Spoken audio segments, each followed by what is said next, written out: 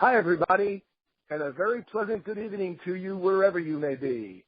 This is Comfortably Zoned Radio, and you are listening to Dodgers Baseball, a tale of two cities, from Brooklyn to Los Angeles.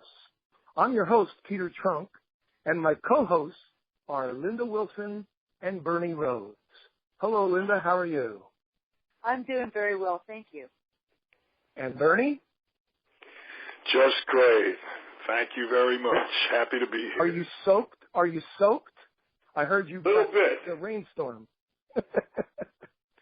You If you've ever driven through a torrential South Florida rain, you'll know what I'm talking about. Oh boy. I've driven through those. Yeah, not good. Anyway, I'd like to start our show off tonight with a happy birthday greeting to Bob Dylan, one of my heroes from years and years and years. And also, it's the 76th anniversary of the first night game ever played at the Polo Grounds. Right. This date, March the 24th, 1940, the Giants played their first game under the lights at the Harlem Horseshoe.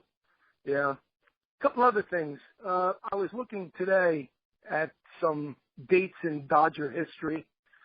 And since I'm the Brooklyn guy here, basically, let me start off with on May the 24th in 1942, before I was born, the Dodgers shut out the Giants 6-0 at the Polo Grounds in front of 51,000 fans.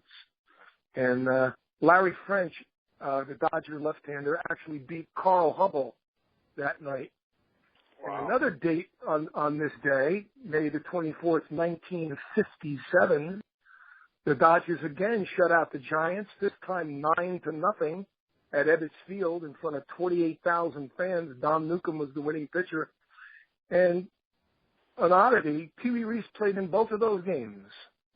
The one in 1942, before he went into the service in 43, and he also played in the game in 1957. But just a couple of things for Dodger lovers and Giant haters. Dodgers beat the Giants 6-0 and 9-0 on this day back many years ago. Staying on the subject for a minute, if you help me, if you allow me, just a couple of one little thing. I always talk whenever I meet older fellas like myself at the Dunkin' Donuts or the ShopRite supermarket, and we get into a Brooklyn Dodger thing because they might be wearing a Brooklyn hat or a Brooklyn T-shirt or a Brooklyn jacket. We get to talking about Ebbets Field, and Ebbets Field was, in my opinion, the greatest ballpark ever. The only thing that comes close to it is Fenway Park, but I remember Ebbets Field, and I was little when I went to Ebbets Field. I was a young one, and but I remember. A lot of people talk about the light towers and the green grass and orange dirt and the white uniform shirts and stuff, and that's all good. But I remember the smells of Ebbets Field. And the smells of Ebbets Field basically were like most other ballparks. You smell the peanuts. So back in Ebbets Field, I remember you smell the coffee, believe it or not. Used to make this really bad coffee. At least my father said it was bad. But the biggest smell in Ebbets Field was the dried, spilled beer that was in the concrete, and it was baked by the sunshine over and over and over again. And that, you could smell that before you even came through the gates. You could smell that beer. And when I was very little, I didn't know what that smell was. I really didn't. I didn't. What did I know from beer? But later in my life, I learned that's the smell I was smelling. It smelled like beer. And the men's rooms, I remember going into the men's room the first time. My father wasn't with me. I went with his brother, Uncle Joe. And Uncle Joe said to me before we went into the men's room, he said, "Peter, don't touch anything." So I figured, okay, I won't touch anything. I went in there, and they didn't have urinals. They had troughs. Now, a trough, Linda might not know what a trough is. I know what it is. Oh, it is? Oh, you do? Okay, because they had them at Fenway Park when I first went there. They're just like bathtubs. You know, little, very elongated bathtubs all the way around the walls. I remember that, and my Uncle Joe telling me over and over, "Don't touch anything, don't touch anything." And that was Ebbets Field. Smelled like I haven't seen a trough in a long time. Last time I saw one was at Fenway Park, and that's one of the other 500 things that reminded me of Ebbets Field when I was in Fenway. Anyway, those are just a couple of things I wanted to mention before we get started into high gear. Now we'll go 2,800 miles to the west, and we'll talk a little Los Angeles Dodger baseball. Maybe Linda wants to tell us what she's feeling. Yeah, but I want to back up for just a second and say that if I were to guess, about the smells of Ebbets Field, I would have guessed cigar smoke, because every time I see a picture of it, the fans are all smoking cigars. That's a given. But see, I was immune to that because my father and all of his brothers smoked cigars. We lived in a 4-family house, and the whole family lived there. The doors were not only unlocked in the apartment house, they were open, wide open. So as little kids, you could ride your tricycles in and out of everybody's apartment, and there was cigar smoke everywhere. Yes, you're right about the cigar smoke. You're right. But okay, moving west. Well, my first thoughts today are about the greatness of Clayton Kershaw after watching another complete game shutout by him last night. Are there enough superlatives for him? No. No, there aren't. Yeah. I guess the best superlative for Mr. Kershaw is our friend Vin Scully calling him Colfax twice. That's right. During the game. Yep. And Vin has already seen plenty of greatness in his long career, so I think it's great that he's getting to see Kershaw continue the same kind of performances during Vin's last season. I just wonder what's going to happen when some of these pitchers come back from the DL, and particularly Ryu, because I look for good things from him, but you don't know what to expect after coming back from being gone so long. I am hoping he can step up and fill in where we're obviously hurting very much in the starting pitching department. So let's just hope. Yeah, Ryu, as I remember it, Ryu was rumored to be close about a month ago, and then he hurt his knee. Yes. That's not a good thing for a pitcher to hurt your knee. Because when you hurt your knee, you start to favor it and you throw differently, and you can really screw up your mechanics or whatever. What's your feeling about that, Linda? Well, I hear you on that, but I'm so far what I've heard is he's been doing good in rehab starts. So hopefully, I don't know, maybe I should watch some of them or see what I can find online, and maybe I'll have some more comments if I actually see them. But I'm just any update on the kid Urias? Is he coming back at all this year? Yes, he's supposed to. I mean, that's what the talk has been. Yeah. How about Urias? Well, that's another good question, because his scoreless streak continues, and of course that makes everybody more anxious to see him called up. But they've been very non-committal on doing anything like that. Talking about, I don't know, the front office just seems kind of mum about what's going on with that, and of course nobody wants to rush him, but who knows? Mm-hmm. Maybe soon will be time for him. What do you hear, Linda, about the outfield out there? Who should play, who shouldn't play? What are they going to do when Ethier comes back? I mean, is there any idea? Well, I'll tell you, it's pretty much general consensus that Crawford needs to go somewhere, no doubt. Even if it's just to the bench. But, of course, everybody loves, in the last 2 weeks, everybody loves Trace Thompson. Right. So, basically, it looks like it's probably going to be Puig and Ethier, and then I don't know about. I don't know about the other spot. Peterson and Puig just strike out so much. I'm sorry. I'm sorry. Peterson. You're right. I was blinking out there. Okay, so that means Trace Thompson won't be getting any starts probably. So. I know, and he's hitting. I know, and then who knows though? Because this is so predictable. I mean, so unpredictable because of you just with all these different lineups, you just don't know what's coming next. Exactly, and Van Slyke is coming back, so somebody's got to go. Some people have to get sent down. Back too. Right. Yeah. So, what did they do with Guerrero? Any word on Guerrero? He's still in rehab. Do anything with him? He's still in rehab? Yeah. He just started, really. Mm-hmm. If I could just for a moment. Sure. Go back to Brooklyn. Yeah. Excuse me, because we brought it up, or Peter, you brought it up a show or two ago about O'Malley and how he was hated and everything, and then you mentioned how he's got all the Brooklyn stuff out in L.A. But does the name Robert Moses ring a bell? Oh, yeah. Oh, boy. Yeah. It rings a bell, all right. Isn't it really all his fault? No, it wasn't all his fault at all. Well, not all his fault, he was but a tyrannical power broker, egocentric. Exactly.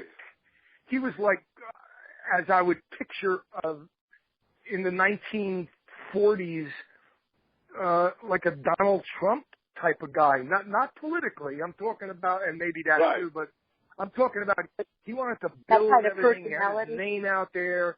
He wanted his name on everything. He wanted to uproot neighborhoods and put highways through here and highways through there and highways. His name is on a lot of things. Yeah. But he was dead set against giving them a spot in Brooklyn to build that park. Absolutely. It could have been done. It never really had to be that they had to move. He kept offering them where Shea Stadium was built. And yes, he did. The Brooklyn Dodgers couldn't play in Queens. No. Well, wait a minute. Hold it now. Time out for a second. Let me just address that. Just a minute. The Brooklyn Dodgers couldn't play in Queens because that's almost a direct quote from Walter O'Malley himself. He said, "We're the Brooklyn Dodgers. We're not the Queens Dodgers. We can't play there." So what does he do? Instead of moving 10 miles away, he moves 3,000 miles away. Well, yeah, you have a point. Well, he couldn't really turn down what was being offered. In fact, I don't know. That's very true. I don't know how much you guys know about this, but the woman that was the councilwoman on the LA City Council back in 1957. I remember something about that. Go ahead. Yeah, I remember her. Right. She was in her mid-20s. This is in an era when women didn't really have much power, and she was able to broker this deal with Walter O'Malley. She's just fresh out of USC, and had this position on the city council. And reason why I brought this up is because there was a really good article about her in the LA Times last week. Her name's Roz Wyman, and how she still has her season seats at Dodger Stadium. And she's very proud of her role in it, and she said, looking back, she can't imagine what people must have been thinking of her trying to get this team to move all the way across country, but it worked. Well, think about it, though. It's kind of visionary in a way. Oh, yeah. Somebody had to open up the rest of the country to baseball. St. Louis was as far west as it went. I know, and to me, growing up out here, it's hard for me to imagine that because that's St. Louis is 1,500 miles east of us, and you think about that, and I'm thinking, wow, I could have grown up without, if I had been born a few years earlier, without ever going to a major league ball game until I got, maybe into being a teenager or something. But the fact that, the fact that there was already Major League Baseball by the time I was born, there were, the Dodgers and Giants were the only two Major League teams at that time. But then in the next, 11 years, they added, 3 more. So. Anyway, absolutely.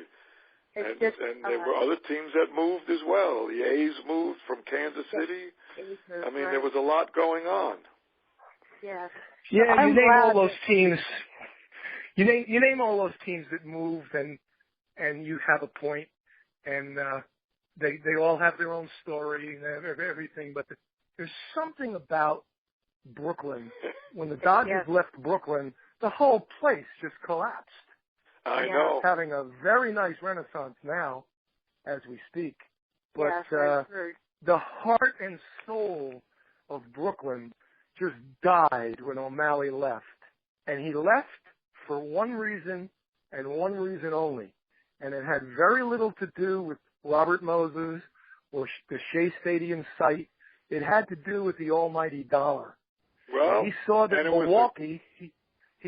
Milwaukee moved and led the National League in attendance when they moved every year, and their stadium held about 10,000 more people than Ebbets Field did, and they were still selling it out. And he envisioned a very big ballpark with a lot of seats and selling it out and making more money. And the thing that is, when you take the radio money and the TV money and all of the other money, the Dodgers in the 50s made more money than anybody. They were the richest team. He wanted to go from, let's say if I say to you, Bernie, I'm going to give you $1 million if you stay and live next door to me. And Linda says, I'll give you $5 million if you move out here to San Diego and move next door to me. And you say, you know something? All I need is $1 million, so I'll stay here. No. You say, I want $5 million. I'm going out to San Diego. And then I'm left with an empty house next to me, I know it's a pretty bad analogy, but, we can make it with a girlfriend. Let's say I had a girlfriend in Brooklyn, and we loved each other like crazy, and her parents wanted to move. And the mother wanted to move to the World's Fair spot in Queens, and the father wanted to move to L.A. Well, where do you think I was rooting for them to move? Certainly not L.A. If they had to move, I would wish they went to Queens, so I could still see my girl. But Walter O'Malley was a heartless bastard, and all he cared about was money. I know all the revisionist history. I know all about the Peter O'Malleys and the O'Malley families getting him elected into the Hall of Fame and all that stuff because he was a so-called visionary. That makes me throw up in my mouth that he was a visionary. Well, yeah, but the fact still does remain that if he would have given him the land by over there in Flatbush where the Long Island Railroad is, they would have built a stadium right there. Right. He wouldn't do it. No, he wouldn't. And he ripped the heart out of Brooklyn. There's no question about it. Yeah. But L.A. Ended up being a great move for the Dodgers. I mean, in retrospect, Yeah. Well, while I was growing up, I always heard those stories about the fans in Brooklyn and how heartbroken they were when the team left. And I could certainly understand that. I kind of sympathized with them, but they were out here, so of course I'm a fan. I love the team. Of course. It wasn't until I got on the internet, about 15 years ago, that it struck me how bitter some people still are. Because Peter was talking about that a show ago or so. Yeah. Yeah. Right. Yeah, there are old Dodger fans here who hate the Dodgers with a passion. I know they won't even call them, Linda, they will not even call them the Dodgers. They call them the L.A. team. The L.A. team. They won't say the word Dodgers. They hate them. I know they do, and yet to me, I had always known that these people felt, devastated and heartbroken and abandoned when the team moved west, but I never realized until I got on the internet just how much they still talk about it. They talk about it all the time on all these internet message boards. And I thought, oh my gosh, it's been almost 60 years. Come to my website, BrooklynDodgerMemories.com. Oh, okay, I will. It's for free, BrooklynDodgerMemories.com. We have 33,000 photographs and about 50,000 conversations. And you're not going to find anybody on there who even likes Walter O'Malley, much less. Oh, I'm not surprised. I can understand it. Well, I'm not surprised. They can't stand the guy. They can't stand the guy. You know, I don't want to bore you guys, but I have a very short, true story. I don't know if you guys are familiar with the writer Pete Hamill. Sure. Pete Hamill? Pete Hamill wrote more than a few good books. He wrote a lot of very good books. And Pete Hamill used to be a drinker. He quit drinking a long time ago, but he used to be a drinker, and he was out with his buddy who was the publisher of the Village Voice, which was a newspaper in lower New York City long time. Right. I forget the guy's name, but he was out with that publisher, and they were drinking, and after dinner, while they were having their brandies with their coffee, Hamill said, "You write down the 3 worst men on your napkin in the 20th century, and I'll write down the 3 worst men in the 20th century on my napkin." They both write down the 3 names, and they show it to each other. It's Adolf Hitler, Joseph Stalin, and Walter O'Malley. Yeah. And Pete Hamill looks at the guy. Pete Hamill looks at the guy and he says, "If you had a gun and it had 2 bullets, who would you shoot first?" And the other guy says, "O'Malley, twice." That's right. I've heard that. I've heard that one before. Yeah. All right. I'm sorry I bored you, but that's how. No, that's good. That's good how stuff. I've heard that stuff. O'Malley is in Brooklyn. That's how vilified he is in Brooklyn. Yeah. Well, I understand. And I understand it, but like I said a week ago, I was 7 years old, and I could see how everybody was upset, but it just didn't hit me as much, and that's why I stayed a Dodgers fan. Well, it hit me huge because I was 11 years old playing in the Little League, and I had number 4 on my uniform playing center field. I was Duke Snyder, and I hear all of a sudden they weren't there anymore. I couldn't believe it. When I would look in the newspaper, you couldn't even see the results, whether if they won or lost the night before. You couldn't even see it. Right. It was ridiculous. So when they won in 1959, you were not happy. I was very happy. I was dancing in the streets. After school, all those games were day games, and we used to get out of school, and I would go right to the hardware store that had the TV, and I would go and I would watch the last 3 or 4 or 5 innings of all of those games. There you go. In 1959, and Duke Snyder, when he hit the home run, and I believe he hit it in Comiskey Park, and the Dodgers won. Larry Sherry won 2 games and saved 2 other games. Right. I was dancing in the streets because those boys, Gil Hodges and all those they were guys, all the guys, Johnny Roseboro, Carl Furillo, all those guys were my guys. Okay? Jim Gilliam, so I was extremely happy, Jim Gilliam, and I was even happy, Bernie, you're not going to believe this one, I was even ecstatic when they won in '63 because it was Drysdale, Koufax, Padres. It was all my guys again. My guys were there. They were still playing. There were about 5 or 6 guys still there. It was tremendous. Walter Alston was still a manager. It was great. They beat the hated Yankees. Then I took a step back and I said, wait a minute. They won 2 world championships out there. They only won 1 here. What gives? What's the deal? they're only out there for 5 years, 6 years. Yeah. I can't believe it. And then they won again in '65. Yes, they did. They did the Twins. Yep. Yes.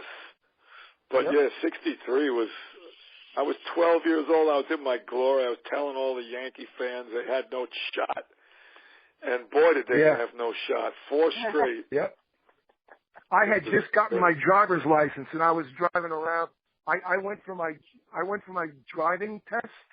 You know how you have to go for your driving test. And ironically, my birthday is August the 28th. Okay. So I turned 17 and we make an appointment for me to take my driver's test. Where is the driver's test?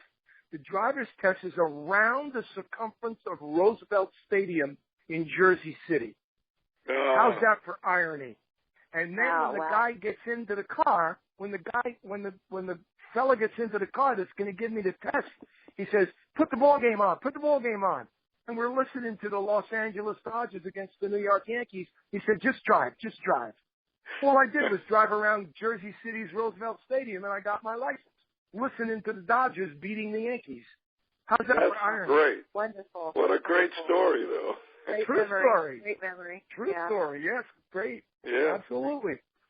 Now that's something I always wondered about, though, is that these people that really, really, really hate the Dodgers sector, what do they think about the fact that so many of the old Brooklyn Dodgers remained part of the organization for quite a while? Campanella was part of the organization until he died 23 years ago. And Newcomb still is. But Newcomb is very active. Newcomb still is, yeah. You know what? Involved, you know. I'm going to tell you something because I've heard it from personal experience. They think I'm deranged. They think, how can you still call them the DODGERs, and how can you watch them on TV, and how can you root for them, and how can you like Kershaw when you saw Koufax in Brooklyn and you were in Ebbets Field, and how can you do that?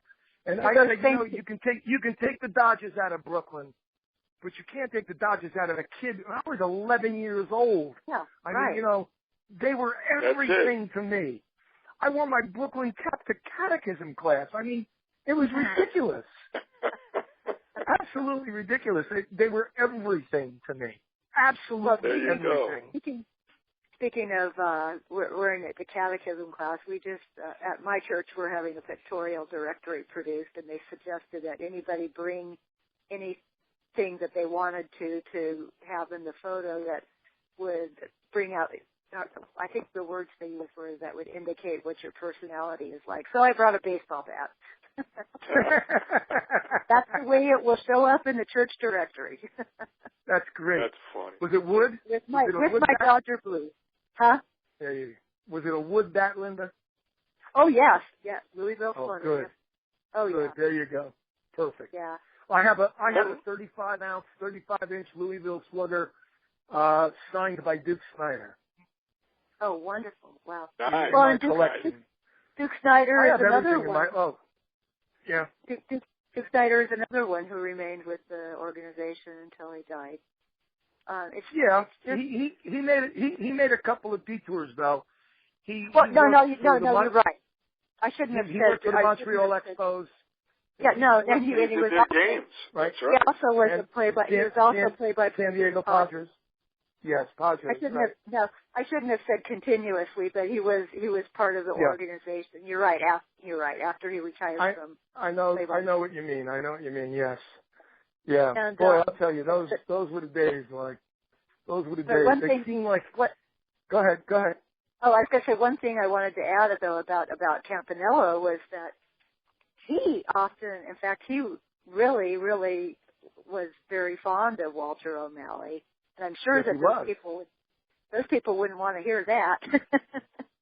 Well, he should have been fond of Walter O'Malley because, as I understand it, he kept paying Campanella's salary all those years, the $40,000 a year, and that was magnanimous. That was nice of him to do. It only shows that even evil men can do good deeds now and then.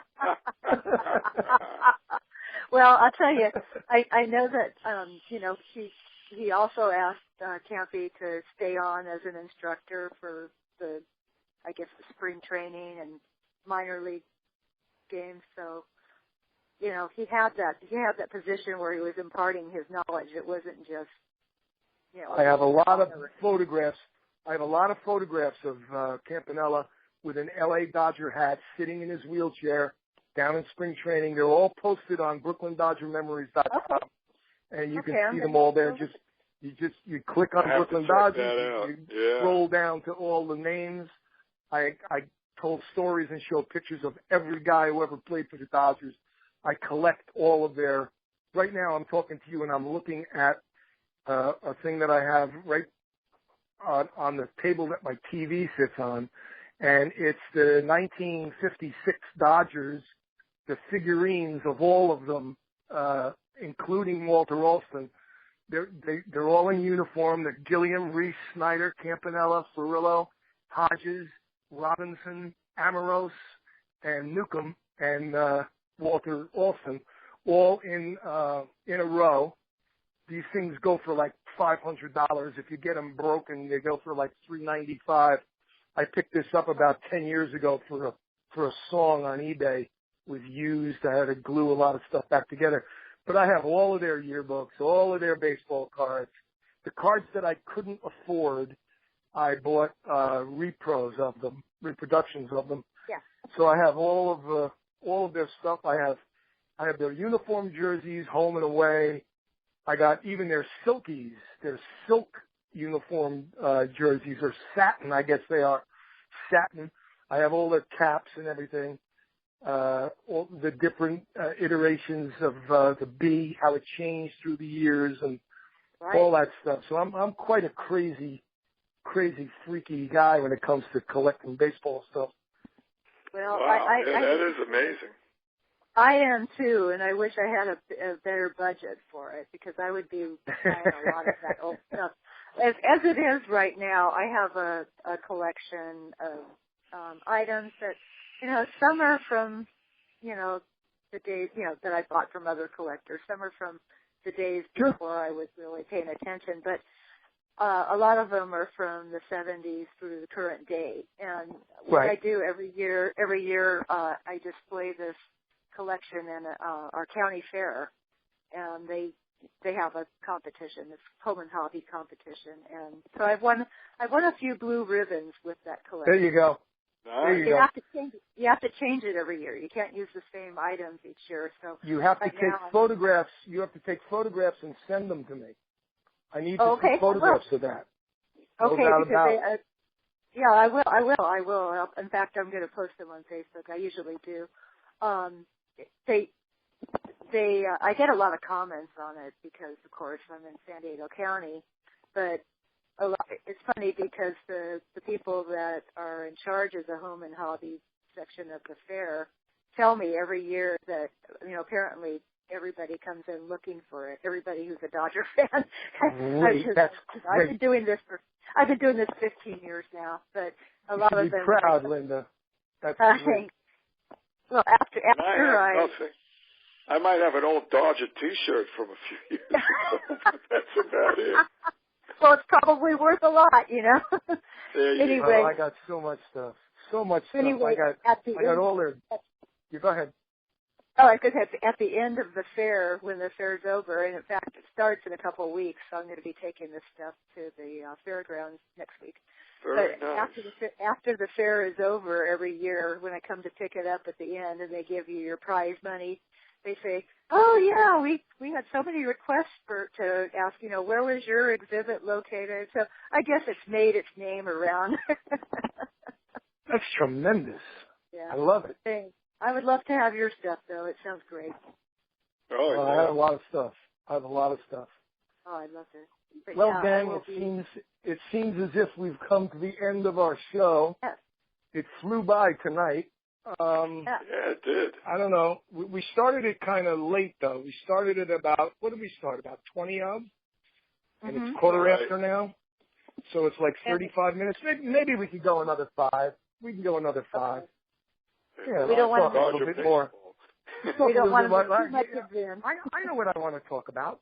The retired numbers, or lack of same, The only Dodger that is not in the Hall of Fame that had his number retired was Junior Gilliam. Yeah, right. Number 19. I think that was done more as a emotional reaction after he died, and I don't think that, if they were thinking about that later, they wouldn't have done it. Okay. Because all it does is it opens the door to how many other numbers should be retired. And I've read so many arguments for so many of them that it's like they wouldn't have any numbers left, you know? Well, that's like the Right. Yankees. They have no numbers left. Yeah. No, Well, you go I'll tell through all the numbers, they're all retired. All the Yankees. Yeah, you won't have any retired. numbers left. They're all Quick gone. question. Good. I do like Steve, I do like the idea that they only, you know, until that one exception, have only retired numbers of Hall of Famers, because I live in a city where they have numbers retired of a pitcher whose career record was under 500, but they retired Oh him no. because he was the first Cy Young Award winner for this team. Oh, that was the relief pitcher, right? No, it was Randy Jones. Oh, okay. My fault. Yeah. All right. Randy Jones. Yeah. Yeah, but you're right. You're right. Who's Trevor the San Diego reliever that's in the Hall of Fame? Oh, probably Raleigh Cinder. No. San Diego. Well, he played first. He played first. Oh, yeah. Okay. Yeah. Okay. I think you're. Who's the other guy? He's a right-hander. He threw Can't soft. think of his name. Yeah. Oh, Gossage? No, he threw soft. He just retired like 10 years ago, or 11 or 12 years ago. He was a great relief pitcher, but his one-loss record was under 500. He's in the actual Hall of Fame. What, anyway, Trevor Hoffman? Yeah, Trevor Hoffman. No, Trevor Hoffman just retired like 5 years ago. Wasn't he just eligible? Yeah, this is his first year of eligibility for the Hall of Fame. Yeah, he has got a lot of saves, though, doesn't he? He's got a lot of what? Plenty. Saves, yeah. Tons. Yeah. Oh, yeah. The only one who ended up with more was Rivera, right? I think so. Yeah. No. Rivera, he was, in fact, when Trevor Hoffman retired, he was the Major League all-time saves leader, but That's Rivera right. Rivera passed him the next year. Exactly. Oh, okay. Right. So, What were you going to say, Bernie? You said you had a question. Yeah, you think Steve Garvey should have made the Hall? Well, No, that's a good question. I've had a lot of discussions with people about that, and I'd say that he's borderline. I have friends who think that he should not be, but I'll tell you, you know, he still is the National League Iron Man, and he really was consistent as far as being like a 200 base hit guy all those years. And exactly. I mean, he didn't get to 3,000.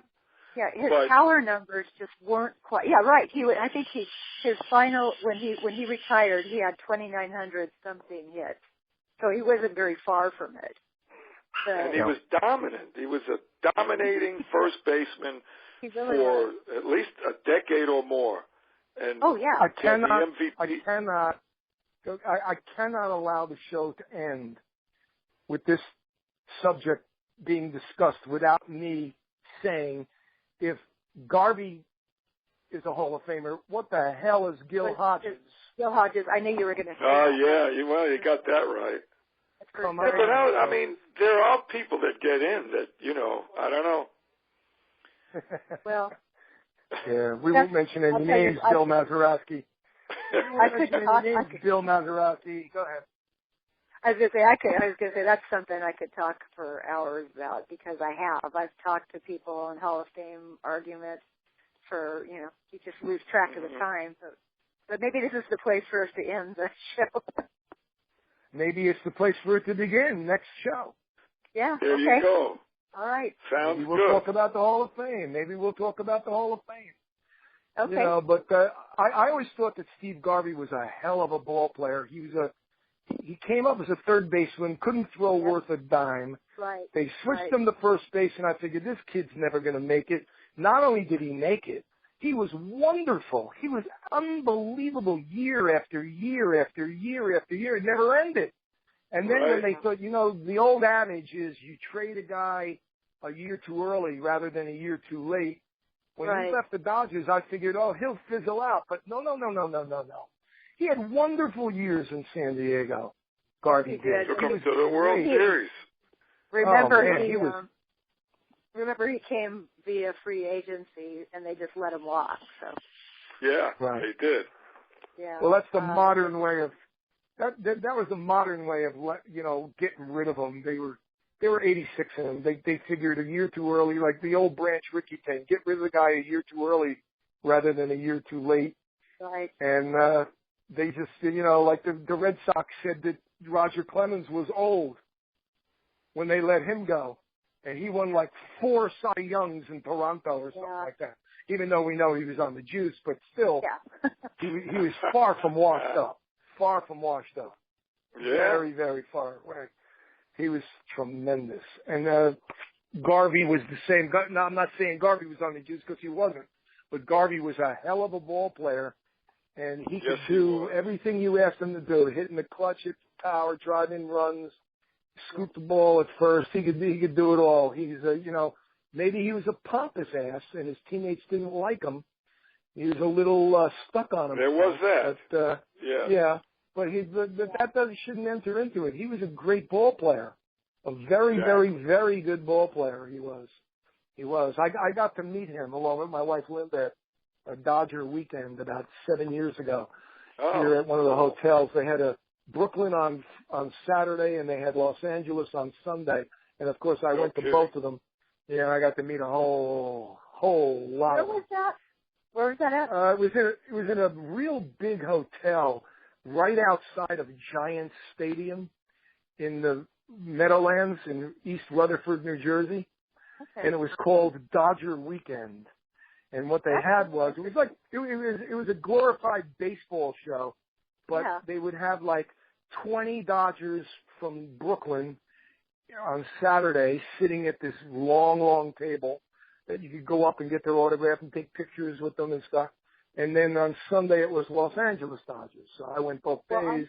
I'm surprised that they actually have that on Sunday. Yeah. I'd have loved that. That would have been great. Oh, it was great. It was great. I have many, many pictures of that on BrooklynDodgerMemories.com. Okay. You think I gave that a plug enough? BrooklynDodgerMemories.com. I only mentioned I'm going to have to check it out. BrooklynDodgerMemories.com about 100 times. Anyway, when you go there, my sobriquet is, did I say that right? It's Penn Central Pete. So if you're looking for Pete Trunk, it's not going to be there. It's going to say Penn Central Pete. That is I. That is I. That's great. Okay? Okay.